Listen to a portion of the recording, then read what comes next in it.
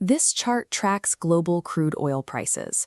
Following weeks of relative stability, the trend line takes a violent, vertical spike past $95 a barrel. The market is reacting directly to reports of a naval standoff at the Strait of Hormuz.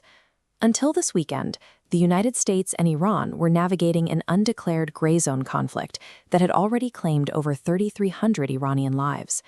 Yet a fragile 10-day ceasefire was actively holding, keeping broader hostilities in check.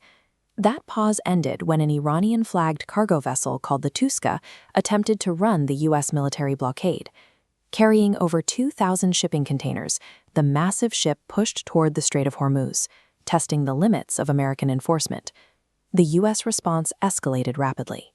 After the Tuska's crew ignores 6 hours of repeated radio warnings, the guided missile destroyer USS Spruance fired several rounds from its 5-inch gun directly into the cargo ship's engine room, disabling its propulsion. With the vessel dead in the water, U.S. Marines deployed from helicopters, fast roping to the deck to take physical custody of the ship and crew. The American military achieved its immediate tactical goal of stopping the ship, but by opening fire and boarding an Iranian vessel, they shattered the 10-day ceasefire, ensuring this maritime interception would ripple far beyond the Gulf of Oman. The United States defended the seizure by pointing to international law and economic sanctions. From Washington's perspective, the Navy was lawfully enforcing an established blockade against a non-compliant vessel. Tehran viewed the same event entirely differently.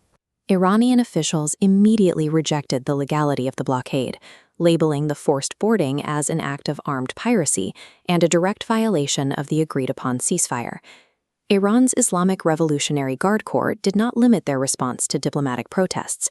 They quickly initiated military blowback, aiming directly at American assets stationed in the region. Shifting their tactics to asymmetrical warfare, the IRGC launched swarms of low-cost, fixed-wing drones. These dense clusters of unmanned aircraft were directed at U.S. warships, designed to overwhelm traditional air defense systems. The violence immediately bled into existing proxy conflicts. Almost simultaneously, Hezbollah fighters in southern Lebanon claimed responsibility for a bombing attack that destroyed 4 Israeli tanks. Naval artillery tore through an engine room, and drone swarms filled the sky in response.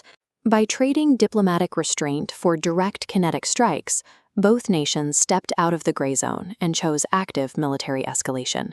This surge in violence collided with a delicate diplomatic schedule. Negotiators were preparing for a highly anticipated second round of peace talks in Islamabad, Pakistan, expected to begin in a matter of hours. The Trump administration approached these talks with an aggressive dual-track strategy. The White House dispatched a delegation to Pakistan while simultaneously ordering the Navy to maintain strict, violent enforcement of the maritime blockade. Tehran swiftly rejected that framework. Iranian officials canceled their participation in the Islamabad negotiations, stating plainly that they would not sit at a peace table while their cargo ships were actively under fire. The artillery rounds that disabled the Tuska also dismantled the only immediate diplomatic off-ramp. Without a venue for negotiations, the region was left with a total diplomatic vacuum and the guarantee of a prolonged conflict. This map highlights the center of the fallout, the Strait of Hormuz. With the collapsed ceasefire, this waterway has reverted to a war zone. Its security dictates the stability of global energy markets, as a significant percentage of the world's oil must travel through this corridor. Commercial shipping companies now face severe operational risks. Civilian vessels navigating the strait are highly vulnerable to targeted seizures, retaliatory strikes, or simply being caught in the crossfire of drone swarms. To bypass the U.S. blockade, Iranian shadow fleets are forced into increasingly hazardous maneuvers, conducting massive ship-to-ship oil transfers in open water just to keep their export economy functioning. This dual-access chart visualizes the direct financial consequence of these risks. As the physical dangers in the strait multiply, maritime insurance premiums and global freight rates have skyrocketed simultaneously in a steep upward curve. The USS Spruance disabling a single engine room in the Gulf of Oman triggered a chain reaction. It broke a ceasefire, collapsed international peace talks, and proved how a localized tactical decision holds the unilateral power to tax the entire global economy.